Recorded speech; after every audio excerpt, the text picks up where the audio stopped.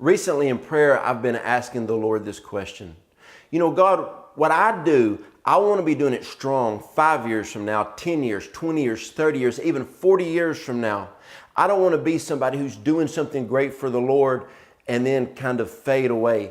I want to build a legacy for my children, my grandchildren, and my spiritual children. And what the Lord's been speaking to me is this right here. Always be a movement and never create a monument. See, what happened is a monument is something that is a dead work. It's maybe a movement in a church, a movement in a nation, or even a tombstone. This is somebody who once was alive. This was a movement that once was alive.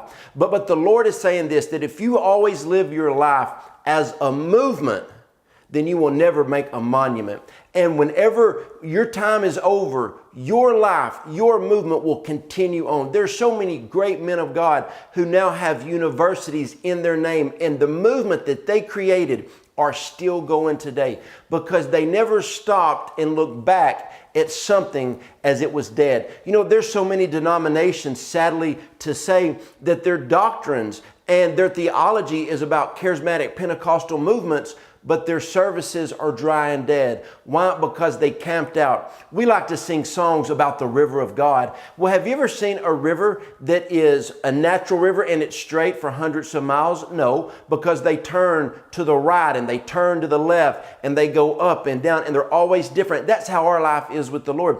This is how our services are. This is how our movements are, our networks are. They're always moving with the Lord. So what you have to understand is so many times networks and ministries and ministers and denominations have camped out somewhere. They've camped out on a certain set of meetings or a certain song or a certain theology, and they've camped out. And let's say they camped out over here, but the river of God went this way.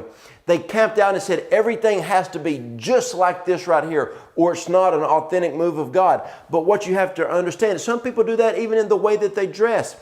We have to live our life fresh in the river of God. We always have to be moving with the Holy Spirit. My friends, there are so many people that are depending on you, your life, your business, your marriage, your family to be a movement and not a monument. I know that in my marriage, my wife and I have been married for almost 18 years. We keep our marriage fresh. We keep our marriage current. We're always doing different things. We always are doing something creative as parents with our children. We just don't do the same thing all the time. We just don't camp out on a good activity. We're always taking different types of vacations, going to different places to eat, doing things that are exciting.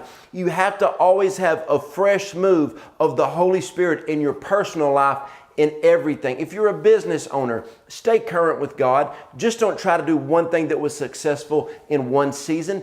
Always be fresh with God. Always stay in that place of prayer. For the word for you today is always make your life, your business, and your ministry a movement with God and never create a monument.